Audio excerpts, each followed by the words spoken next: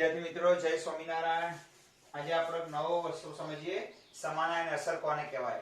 આમ આ ઘટના છે ને તમને આમ લખાણથી મોટી મોટી લાગશે, પણ હમણાં તમે જોજો કે સમજવાનો પ્રયત્ન કરશો ને એક એક લાઈનના ઉદાહરણથી, એટલે તમને બધું ખ્યાલ આવી જશે કે નિર્બળ એસિડમાં અને નિર્બળ બેઝમાં સમાન આયન અસરને કારણે એની pH ઉપર શું અસર થાય એની એક આ થિયરી છે નાનકડી। ઓકે, હવે આ થિયરીને આપણે સમજવાનો પ્રયત્ન કરીએ।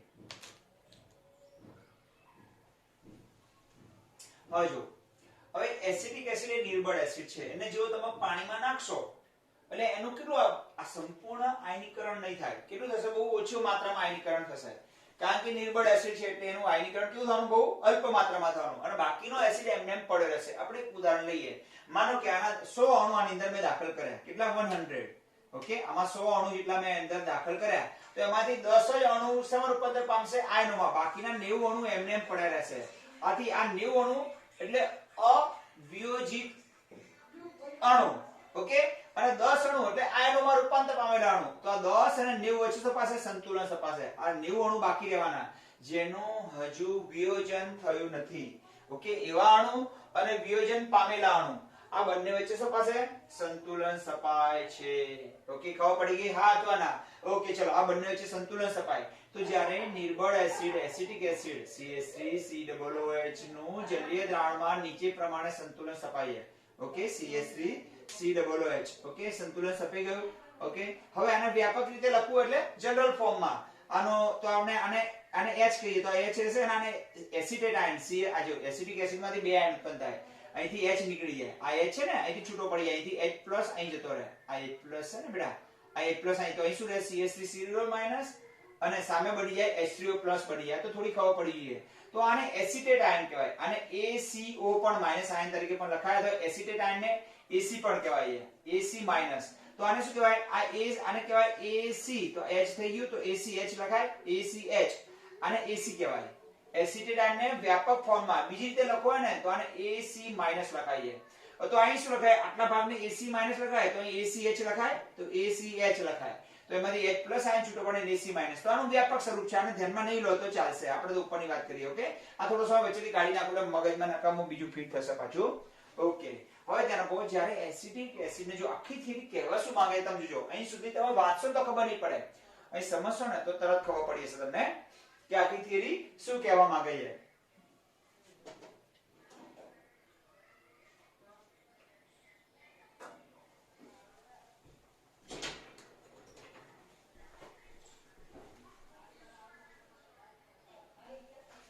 જો જ્યારે એસિટિક એસિડને પાણીમાં ઓગાળો, ધારો કે 100 અણુ એસિટિક એસિડના હોય, એમાંથી 10 અણુ ઓગળી ગયા, તો બાકી કેટલા રહેવાના? 90। તો આ 90 એટલે અવિયોજિત એસિટિક એસિડ, અને 10 એટલે જેનું વિયોજન થઈ ગયું છે તે, અને બંને વચ્ચે સંતુલન સ્થપાય છે। ખબર પડી ગઈ? હા, ઓકે, ચલો, કારણ કે નિર્બળ છે એટલે સંપૂર્ણ માત્રામાં આયનીકરણ પામશે નહીં, એનું અલ્પ માત્રામાં જ આયનીકરણ થશે, એટલા માટે સંતુલન સ્થપાય છે। હવે આ સંતુલન ધરાવતા દ્રાવણમાં સંતુલન અચળાંક લખ્યો છે કે ઉપર CH3COO- આવે, અહીં H3O+ આવે, અને એસિડિક એસિડ, અને જો એની વ્યાપક પ્રક્રિયા હતી ને અહીંયા વ્યાપક સ્વરૂપ, એમાં લખું તો કેવી રીતે લખાય? આને AC કહેવાય, તો HAC પ્લસ H2O, એમાંથી AC- બને અને H+ બને, AC અને H+ બંને છૂટા પડી ગયા, આને AC કહેવાય, અને H3O જગ્યાએ H+ લખીએ તો આ લખવું હોય તો આ લખાય। ઉપર શું આવે? CH3COO ની માઈનસ જગ્યાએ AC આવે, અહીં H ની જગ્યાએ H3O+ આવે, અને HAC આવે, પણ આપણે અહીં હાલ પડવાની કઈ જરૂર નથી, આમાં આ લખી નાખો, લખવા પૂરતું લખજો, હાલ એમાં પડવાની કઈ જરૂર નથી, આ બંધ રાખો। ચલો, હવે આ પ્રક્રિયા છે, આ શું છે? આ પ્રક્રિયા। ઓકે, અને આ પ્રક્રિયાનો શું છે? સંતુલન અચળાંક છે। હવે આ જ્યારે નિર્બળ એસિડના જલીય દ્રાવણમાં કોની બેની વચ્ચે? નિર્બળ એસિડ, અવિયોજિત એસિડ અને એમાંથી બનેલા આયનો વચ્ચે જ્યારે સંતુલન સ્થપાયેલું હોય, અવિયોજિત એસિડ અને એમાંથી ઉત્પન્ન થયેલા આયનો વચ્ચે જ્યારે સંતુલન સ્થપાયેલું હોય, ઓકે, અને આવા સંતુલન સ્થપાયેલા દ્રાવણની અંદર બહારથી કોઈ પ્રબળ વિદ્યુત વિભજ્ય ઉમેરવામાં આવે, ફોર એક્ઝામ્પલ ધારો કે પ્રબળ એટલે આ નિર્બળ છે, એમાં પ્રબળ ઉમેરવામાં આવે, સમાન આયન ધરાવતું, ફરીવાર બોલું છું, ધ્યાનથી સાંભળજો, આ વાંચવાની જરૂર નહીં પડે, સમજશો ને તો, નિર્બળ એસિડના જલીય દ્રાવણમાં જ્યારે તેના આયનો અને અવિયોજિત અણુઓ વચ્ચે સંતુલન સ્થપાયેલું હોય, શું પાયેલું હોય? સંતુલન, અને આવા સંતુલન ધરાવતા દ્રાવણમાં બહારથી સમાન આયન ધરાવતું, સમાન આયન એટલે બેમાંથી કોઈ એક આયન ધરાવતો પ્રબળ વિદ્યુત વિભાજ્ય ઉમેરવામાં આવે. જો કેવું બોલું ધીમે ધીમે સમજણ પડે છે ને. નિર્બળ વિદ્યુત વિભાજ્યના અથવા નિર્બળ એસિડના જલીય દ્રાવણમાં જ્યારે તેમાંથી ઉત્પન્ન થયેલા આયનો અને અવિયોજિત અણુઓ જેનું હજુ વિયોજન થયું નથી તેમની વચ્ચે જ્યારે સંતુલન સ્થપાયેલું હોય તો આવા સંતુલન ધરાવતા દ્રાવણમાં બહારથી, માનો કે આ પાત્રમાં સંતુલન સ્થપાયેલું છે અને આ પાત્રમાં બહારથી આ બેમાંથી કોઈ એક આયન, એટલે આને સમાન આયન કહેવાય, સમાન આયન ધરાવતો કોઈ પ્રબળ વિદ્યુત વિભાજ્ય ઉમેરવામાં આવે એટલે બહારથી બીજો પદાર્થ ઉમેરવામાં આવે જેની અંદર બેમાંથી કોઈ એક આયન હોવો જોઈએ. માનો કે HCl ઉમેરો તોય ચાલે અને બીજા નંબરે CH3COONA ઉમેરો તોય પણ ચાલે. બેમાંથી કોઈ એક ઉમેરવામાં આવે, આ બેમાંથી કોઈ એક ઉમેરવામાં આવે. માનો કહું CH3COOH ઉમેરું છું, પાક્યો છે પ્રબળ વિદ્યુત વિભાજ્ય. જો નિર્બળ વિદ્યુત વિભાજ્યના જલીય દ્રાવણમાં જ્યારે સંતુલન સ્થપાયેલું હોય તો આવા સંતુલન ધરાવતા દ્રાવણમાં બહારથી પ્રબળ વિદ્યુત વિભાજ્ય ઉમેરવામાં આવે. તો આ નિર્બળ છે ને એમાં કયું ઉમેરવામાં આવે? સંતુલન તો સ્થપાયેલું હતું અને એમાં પાછો પ્રબળ વિદ્યુત વિભાજ્યના બે ચાર ડ્રોપ નાખી દઈએ આપણે. પણ આ જે પ્રબળ તમે નાખો છો એમાં એ બેમાંથી કોઈ એક આયન હોવા જોઈએ. જે બહારથી ઉમેરે છે પદાર્થ પ્રબળ વિદ્યુત વિભાજ્ય, આ નિર્બળના જે સંતુલન ધરાવતા દ્રાવણમાં કોઈ પ્રબળ વિદ્યુત વિભાજ્ય તમે અંદર ઉમેરો તો આ પ્રબળ વિદ્યુત વિભાજ્ય આ બેમાંથી કોઈ એક આયન ધરાવતો હોવો જોઈએ. માનો કે આનું આયનીકરણ થશે, આમાંથી કયા ઉત્પન્ન થશે? CH3COO- અને Na+. આવું થાય તો થાય શું? તો નિર્બળ વિદ્યુત વિભાજ્યના જલીય દ્રાવણમાં જ્યારે સંતુલન સ્થપાયેલું હોય આવા સંતુલન ધરાવતા દ્રાવણમાં સરસ મજાનું ગાડવાનું હાડતું તો બહારથી કોઈ બીજો પદાર્થ ઉમેરો પ્રબળ વિદ્યુત વિભાજ્ય પણ બેમાંથી કોઈ એક આયન ધરાવતો, જો આમાં એસિડિક આયન છે ને અથવા H2+ હોવો જોઈએ તો આ બેમાંથી કોઈ એક આયન ધરાવતો નિર્બળમાં પ્રબળ બે ચાર ડ્રોપ નાખવામાં આવે તો એમાંથી શું ઉત્પન્ન થાય? બે આયન ઉત્પન્ન થશે. હવે જો આ બેમાંથી કોઈ એક આયનની સાંદ્રતા વધી છે. અહીં કઈ આયનની સાંદ્રતા વધી છે? એસિટિક આયનની સાંદ્રતા વધી છે. એ વધે એટલે સંતુલન ઉપર ખલેલ પહોંચે. તમને ખબર છે ને, આગળ આપણે ભણી ગયા કે સંતુલન સ્થપાયા પછી જો પ્રક્રિયક અથવા નિપજ ઉમેરવામાં આવે તો સંતુલનમાં શું પડે છે? વિક્ષેપ પડે છે. તો આ બે આયનની એસિટેટ આયનની સાંદ્રતા વધી ગઈ, એ વધી જાય એટલે એની અસર સંતુલન ઉપર પડશે, સંતુલનમાં ખલેલ પહોંચે. હવે લસ એટલે સિદ્ધાંત શું કહે છે કે જે વધી જાય એ ઘટે. ધારો કે નિપજો વધી ગઈ તો પ્રક્રિયા કઈ દિશામાં જશે?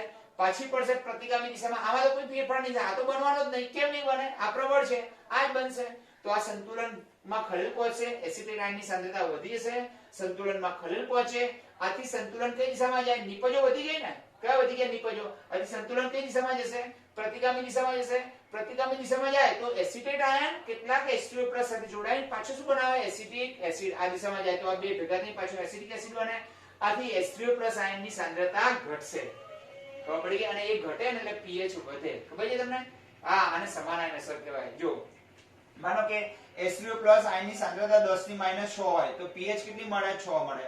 ચલો એનાથી ઘટે એટલે 10⁻7 થાય, 10⁻8 થાય તો pH કેટલી મળે? અહીં 7 મળે, અહીં 8 મળે. તો જેમ જેમ H2+ આયનની સાંદ્રતા ઘટતી જાય એમ pH વધતી જાય. તો અહીંયા ફરીવાર સમજાવું તમને, છેલ્લી વાર ધ્યાન આપજો કે નિર્બળ વિદ્યુત વિભાજ્યના જલીય દ્રાવણમાં જ્યારે સંતુલન સ્થપાયેલું હોય અને આવા સંતુલન ધરાવતા દ્રાવણમાં બહારથી કોઈ પ્રબળ વિદ્યુત વિભાજ્ય ઉમેરવામાં આવે, આ બેમાંથી કોઈ એક આયન ધરાવતો નિર્બળમાં કોઈ પ્રબળ ઉમેરવામાં આવે તો એ પ્રબળમાંથી આયનો ઉત્પન્ન થશે. આ બેમાંથી કોઈ એક આયન ઉત્પન્ન થશે. આથી આ બેમાંથી કોઈ એક આયનની સાંદ્રતા વધી જશે. આ વધી જાય એટલે સંતુલન ઉપર ખલેલ પહોંચે. આ સંતુલન ફરી પ્રાપ્ત કરવા માટે આ બે આયનો ફરીથી જોડાશે અને આની સાંદ્રતા ઘટાડવા માટે એસિટેટ આયન H2+ સાથે જોડાઈ અને અવિયોજિત એસિટિક એસિડ ઉત્પન્ન કરશે.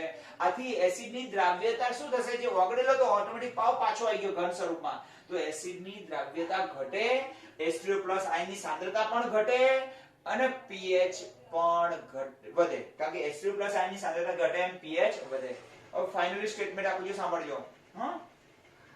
નિર્બળ એસિડના જલીય દ્રાવણમાં જ્યારે સંતુલન સ્થપાયેલું હોય ત્યારે આ સંતુલન ધરાવતા દ્રાવણમાં બહારથી આ બેમાંથી કોઈ એક આયન એટલે સમાન આયન, આ બેમાંથી કોઈ એક આયન એટલે સમાન આયન ધરાવતો, અને આ બેમાંથી કોઈ એક આયન ધરાવતો પ્રબળ વિદ્યુત વિભાજ્ય ઉમેરવામાં આવે ત્યારે એ પ્રબળ વિદ્યુત વિભાજ્યના જે કારણે જે આયનો ઉત્પન્ન થાય છે એ આયનોના કારણે ઓકે આ સંતુલનમાં આ બેમાંથી કોઈ એક આયન ઉત્પન્ન થવાના એટલે બેમાંથી કોઈ એકની સાંદ્રતા વધી જવાની આની નિપજોની સાંદ્રતા વધે એટલે એની અસર ક્યાં પડે સીધી સંતુલન ઉપર પડે અને નિપજો વધે એટલે પ્રક્રિયા કઈ દિશામાં જાય પ્રતિગામી દિશામાં જાય પ્રતિગામી દિશામાં જાય એટલે એસિડિક એસિડ જે અવિયોજી છે એ વધુ ઉત્પન્ન થાય અને એની દ્રાવ્યતા ઘટે તો સમાન આયન ધરાવતું જ્યારે પ્રબળ વિદ્યુત વિભાજ્ય ઉમેરવામાં આવે ત્યારે સમાન આયનમાં સંખ્યામાં વધારો થાય આથી એ સંખ્યા વધી જાય એટલે સંતુલન પર અસર પડે આથી અસર પડે એટલે આ બે આયનો એકબીજા સાથે જોડાય પાછો અવિયોજિત એસિડ બનાવે એટલે ઓગળેલો એસિડ કેવો આવે પાછો આવવાના કારણે આવો પ્રબળ ઉમેરવાના કારણે જે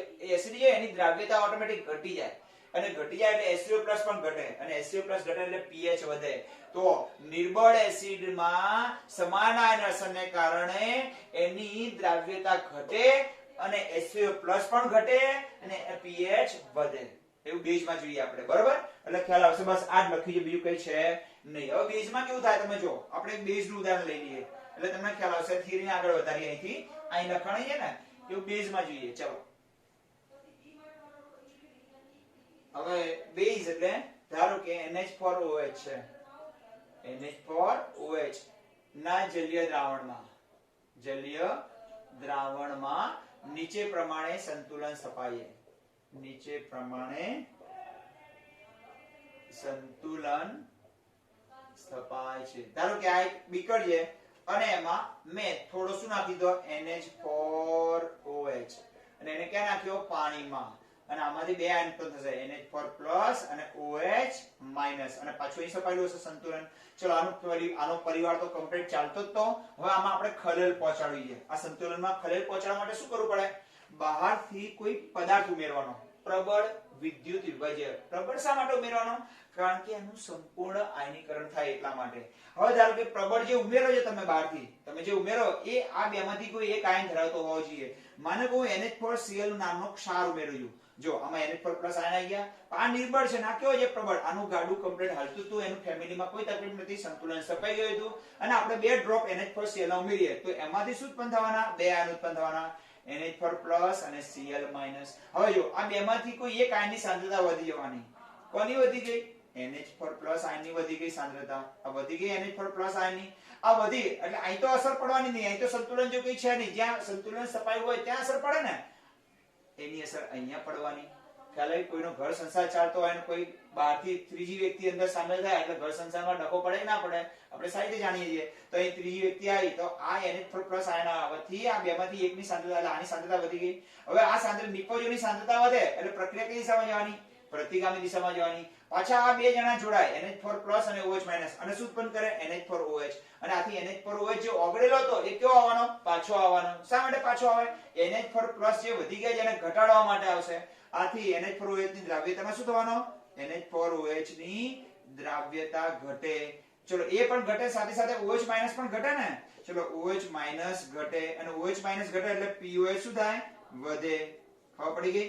કારણ કે જેમ જેમ OH- આયનની સાંદ્રતા 10⁻⁶ હોય 10⁻⁷ હોય 10⁻8 હોય તો pH કેટલી મળે અહીંયા 6 pOH મળે OH ઉપરથી શું મળે pOH તો pOH 6 મળે અહીંયા 7 મળે અને અહીંયા 8 મળે તો જો ફરીવાર કહું બેઝની દ્રાવ્યતા ઘટે NH4OH જો ઓગળેલો તો ઓટોમેટિક પાછો આવે બીજું OH- ની દ્રાવ્યતા પણ ઘટે અને એ ઘટે એટલે pOH વધે તો આપણે એક સારાંશ કાઢીએ કે નિર્બળ એસિડમાં શું થાય નિર્બળ બેઝમાં શું થાય સમાન આયન ધરાવતું અને સમાન આયન અસર કહેવાય કે આનો પરિવાર સરસ ચાલતો જ તો અને બહારથી આ બેમાંથી કોઈ એક આયન ધરાવતો પ્રબળ વિદ્યુત વિભાજ્ય ઉમેરવામાં આવે તો કોઈ બેમાંથી કોઈ એક આયનની દ્રાવ્યતા વધી જશે સાંદ્રતા વધી જાય એટલે એની અસર સંતુલન પર પડે સંતુલન પાછું ધકેલાય પાછા બે ભેગા થઈ અને NH4OH બનાવે આથી NH4OH ની દ્રાવ્યતા ઘટે અને આ ઘટે એ ઘટનાને જ કહેવાય સમાન આયન અસર તો સમાન આયન અસરને કારણે નિર્બળ એસિડ અને નિર્બળ બેઝ ની દ્રાવ્યતા હંમેશા શું થાય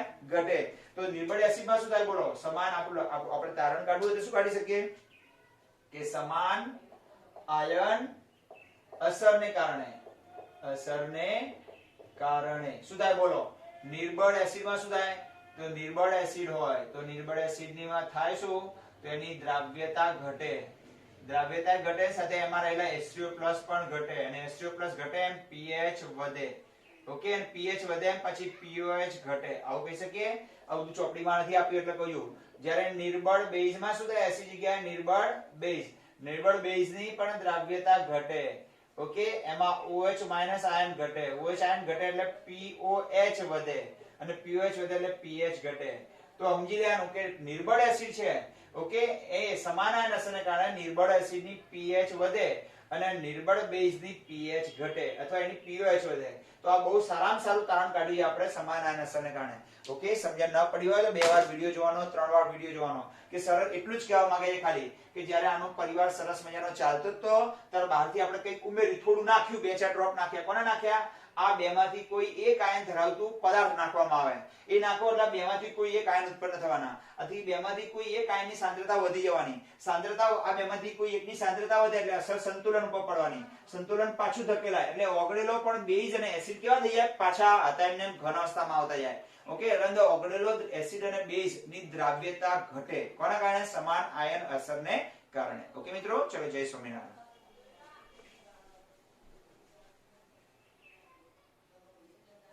હા, બીજું મિત્રો કે આ બંને જે થિયરી ચલાવ્યું છે સમાન આયન અસર, ખૂબ અગત્યની થિયરી છે. બરાબર, તો આ બંને થિયરી, આ સમાન આયન અસર નામની જે થિયરી છે ચોપડીમાંથી થોડી જોઈને લખવાની, થોડી અહીંથી સમજીને લખવાની. 2 ઉદાહરણ આપવાના તમારે, એસિડ અને બેઝનું. ચોપડીમાં અલગ ટાઈપનું થોડું ઉદાહરણ આપ્યું છે. ઓકે, મેં નિર્બળ એસિડ અને નિર્બળ બેઝનું ઉદાહરણ આપ્યું. તો બંને ઉદાહરણ તમારે શું કરવાના? વ્યવસ્થિત લખવાના. નિર્બળ એસિડનું ઉદાહરણ લખવાનું, નિર્બળ બેઝનું, અને પોતાના શબ્દોમાં થિયરી થોડી લખવાની. બરોબર, ચલો જય સ્વામિનારાયણ.